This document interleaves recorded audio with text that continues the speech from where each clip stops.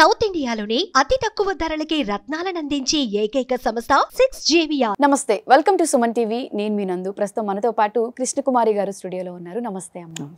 అమ్మ, గత 39 ఏళ్లుగా మనం చూసుకున్నట్టయితే అసలు మంగళగిరిలో తెలుగుదేశం పార్టీ ఎప్పుడు గెలవలేదు. ఇప్పుడు అదే ప్లేస్లో నారా లోకేష్ గారు విజయాన్ని సాధించారు. అసలు దీన్ని మనం ఎలా చూడాలంటారు? ఇది ఖచ్చితంగా మళ్ళీ అమరావతి రైతుల పోరాటం దగ్గరకే వస్తుంది. అమరావతి రైతులు మంగళగిరికి చాలా దగ్గరలో ఉంటారు.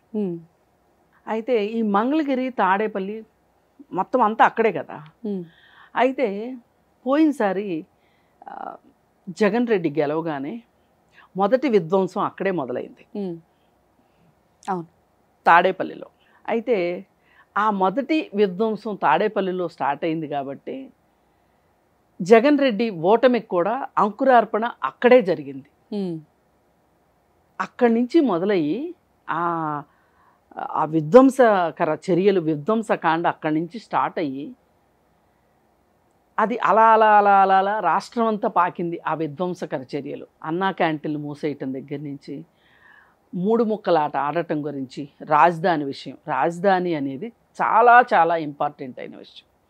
ఒక రాష్ట్రానికి ఒక రాజధాని అనేది, ఒక దేశానికి ఒక రాజధాని అనేది ఎంత ఇంపార్టెంట్ అమ్మా. అవును, చెప్పుకోవడానికి కూడా రాజధాని లేకుండా చేశారు. అంత పరువు తక్కువ వ్యవహారం నడిపించాడు ఈ 5 ఏళ్ళు జగన్ రెడ్డి. ఎందుకు అంటే చంద్రబాబు నాయుడు శంకుస్థాపన చేశాడు కాబట్టి, ఈ అమరావతిని కడితే చంద్రబాబు నాయుడు పేరే ఉంటది కాబట్టి పంతానికి చేశాడు ఒకటి. రెండోది, నా దగ్గర డబ్బులు లేవు, నేను కట్టలేను అనే మాట మాట్లాడకుండా, కట్టలేని పరిస్థితిలో కట్టకుండా ఉండటం కోసం వేసిన డ్రామాగా కూడా చూడొచ్చు. ఈ రెండు రకాలుగా ఏది చేసినా తప్పే. ఇప్పుడు డిగ్రీ స్టూడెంట్స్ ఉంటారు కొంతమంది, వాళ్ళు ఏమంటారంటే ఎగ్జామ్కి వెళ్ళొచ్చి ఒక ½ అవర్ అయిపోయిన తర్వాత పేపర్ ఇచ్చేసి వచ్చేస్తారు. ఒక్క ముక్క కూడా రాయకుండా బయటకు వచ్చేస్తారు. బయటకు వచ్చేసేసి వాళ్ళు ఏం చెప్తారంటే చాలా స్వీట్గా మేము డ్రాప్ చేసామని చెప్తారు. దాన్ని డ్రాప్ చేయటం అనరు, ఏడవలేకపోయామంటారు. అలాగే జగన్ రెడ్డి కూడా ఏడవలేక ఈ పథకం వేశాడు, 3 రాజధానులు అనే పథకం వేశాడు. వేసి ఇప్పుడు రేపు పొద్దున వైజాగ్ రాజధానిగా నేను ఒప్పుకోను అని చంద్రబాబు అన్నాడు అనుకోండి, వైజాగ్ ప్రజలకి కోపం వస్తుంది చంద్రబాబు నాయుడు మీద. అలా ఆ ప్రాంత ప్రజల్ని బుట్టలో వేసుకోవాలనుకున్నాడు. ఇక్కడికి వచ్చేసరికి ఈ కట్టలేని రాజధాని కోసం, కట్టని రాజధాని కోసం పొలాలు తీసుకుని, మమ్మల్ని ఆయన అడగబట్టే కదా మేము ఇచ్చింది, మేమేమన్నా ఇస్తామని వెళ్ళామా, ఆయనే ఇదంతా చేసి మా బతుకులు ఇట్లా బుగ్గి చేశాడని వీళ్ళందరూ కోపం తెచ్చుకోవటానికి. అలాగే కర్నూలులో న్యాయ రాజధాని అని చెప్పాడు.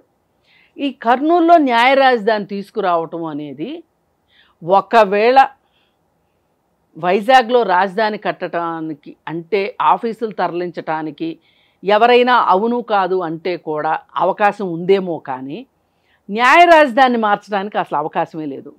అది సుప్రీంకోర్టులో, పార్లమెంట్లో బిల్లు రూపంలో రావాలి. అంటే అలా చెయ్యాలి కాబట్టి అలా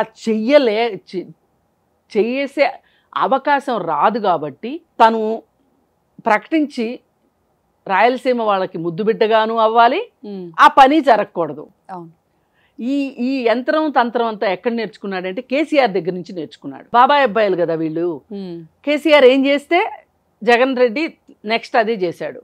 ఏంటి అంటే కేసీఆర్ రాగానే ఏం చేశాడంటే, వీళ్ళకి ఈ భూమి, వాళ్ళకి ఆ భూమి, వాళ్ళకి అది కట్టిస్తా, వీళ్ళకి ఇది కట్టిస్తా, వీళ్ళకి అది చేస్తా, వాళ్ళకి అది చేస్తా అని భూములు ప్రకటించాడు. తీరా చూస్తే ఏంటంటే అవి వివాదాల్లో ఉన్న భూములు. నేను ఇద్దామనే అనుకున్నాను మీకు, కానీ వివాదాల్లో ఉన్న సంగతి నాకేం తెలుసు, వివాదాలు పరిష్కారం అయ్యే వరకు ఆగండి అని చెప్పాడు. అంటే ఇది ఎట్లా ఉందంటే, అసలు అమ్మ పెట్టదో అడుగు తినివ్వదని, అసలు నువ్వు చేస్తా, అసలు వాళ్ళకి ఆశలు రేపిందే నువ్వు, వాళ్ళ ఆశల మీద నీళ్లు జల్లిందే నువ్వు, మళ్ళీ నువ్వు జల్లినట్టుగా ఉండకూడదు. ఇదే ఫార్ములా జగన్ రెడ్డి కూడా తీసుకున్నాడు. తీసుకోవటం వల్ల ఇవన్నీ చూశారు. పైగా లోకేష్ గెలవడానికి ఈ కారణాలు ఒకటైతే ఇంకా వేరే కారణాలు ఏంటి అంటే, అతన్ని పప్పు పప్పు అని మానసికంగా చంపేశారు. చాలా ట్రోల్స్ చేశారు. చాలా ట్రోల్స్ చేశారు. ఆ పప్పు అనడం వెనకమాల వాళ్ళ ఉద్దేశం ఏంటి అంటే, ఏమో గుర్రం ఎగరవచ్చు, ఇతను నాయకుడిగా రూపుదిద్దుకోను వచ్చు, అందుకని అతన్ని ఆదిలోనే అతన్ని చంపేయాలి రాజకీయంగా, అతనికి రాజకీయ భవిష్యత్తు లేకుండా చెయ్యాలి, మానసికంగా కొంచెం టార్చర్ చేయాలి.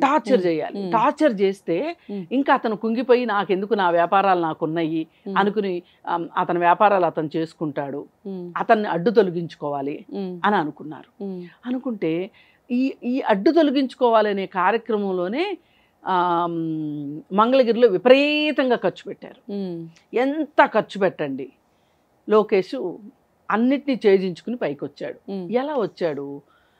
రాష్ట్రం అంతా యువగళం పేరుతోటి పాదయాత్ర చేశాడు. ఆ యువగళం పాదయాత్ర చేసేటప్పుడు ఎంతమంది ఎన్ని అవాకులు చవాకులు పేలారో అందరికీ తెలుసు. కొడాలి నాని అయితే నడవలేడు, ఏనుగులాగున్నాడు, ఏం నడుస్తాడు, ఆ కాళ్ళు రాసుకుపోయి పుళ్ళు పడతాయి, కాళ్ళ నిప్పులు వస్తాయి, నేను కొన్ని అమృతాంజనం డబ్బాలు పంపిస్తాను,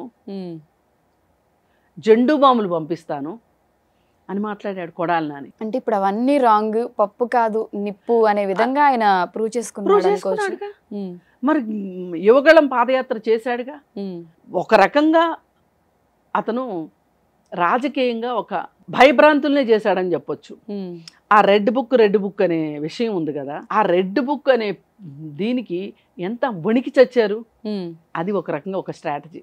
ఓకే, అది రాజకీయాల్లో అది ఒక చిన్న చమక్కు, రెడ్ బుక్ అనేది భయపెట్టడానికి. ఇప్పుడు రెడ్ బుక్ అన్నంత మాత్రాన, రాసుకున్నంత మాత్రాన చేయాలనుకునేవి చేస్తారండి? లేదు. కానీ భయపెట్టాడుగా. నా పేరుందేమోనని ఎవడికి వాడు ఎంతో కొంత ఒళ్ళు దగ్గర పెట్టుకున్నాడు. ఇక ఒళ్ళు దగ్గర పెట్టుకొని వాళ్ళు, కరడు కట్టిన వాళ్ళు మొన్న పోలీసులు సస్పెండ్ అయ్యారు. అలాగే ఎంప్లాయీస్ యూనియన్ లీడర్ ఒక అతను సస్పెండ్ అయ్యాడు. వాళ్ళందరూ అయ్యారు, అది వేరే విషయం. కానీ కొంతమంది అయినా సరే ఒళ్ళు దగ్గర పెట్టుకున్నారా లేదా అన్నది విషయం. అది ఒకటి. ఈ పాదయాత్ర ఒకటి. పైగా మాట్లాడే విధానంలో చాలా పరిణితి చెందాడు. అతని స్పీచెస్ ఈ మధ్యకాలంలో చూస్తే, అంటే గత రెండేళ్లలో చాలా పరిణితి వచ్చింది.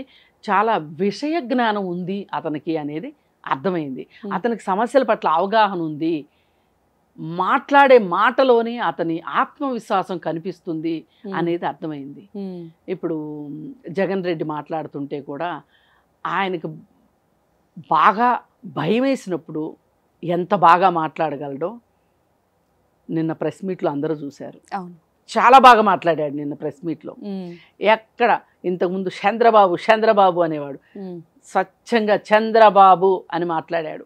అంటే ఒక భయం వచ్చినప్పుడు అన్నీ బయటకు వస్తాయి అన్నమాట. కొంతమంది దొంగలు ఉంటారు, వాళ్ళు ఒకటి మాట్లాడాలనుకుంటారు, ఇంకొకటి మాట్లాడుతూ ఉంటారు, ఇంకొక రకంగా మాట్లాడతారు. బొత్స సత్యనారాయణ మాటలు మీరు ఎప్పుడన్నా విన్నారా? అసలు వాళ్ళ ఇంట్లో వాళ్ళకన్నా అర్థం అవుతాయా? లేదు, అర్థం కావు. మొన్న ఎవరో చైనా భాష ఎప్పుడు నేర్చుకున్నాడు? బొత్స సత్యనారాయణ అన్నారు. అలా వీళ్ళంతా ఏంటి అంటే వాళ్ళ వ్యవహారాలు చేసుకునేటప్పుడు వాళ్ళకి బాగానే మాటలు వస్తాయి. దెబ్బకి దెయ్యం దిగిందంటారే, అట్లా నిన్న జగన్ రెడ్డికి మంచిగా మాటలన్నీ వచ్చినాయి. ఏడవలేక నవ్వటం, నవ్వలేక ఏడవటం. అసలు నిన్న ఆ ఆత్మఘోషణ అయితే చూడలేకపోయాం ఒక రకంగా. అసలు ఆయన ప్రెస్ మీట్ పెట్టకపోతేనే బాగుండేది అనిపించింది. సింహం సింగిల్గా వస్తుంది అన్నారు కదా, వచ్చింది సింగిల్గా. ప్రెస్ మీట్లో సింగిల్గా వచ్చింది సింహం.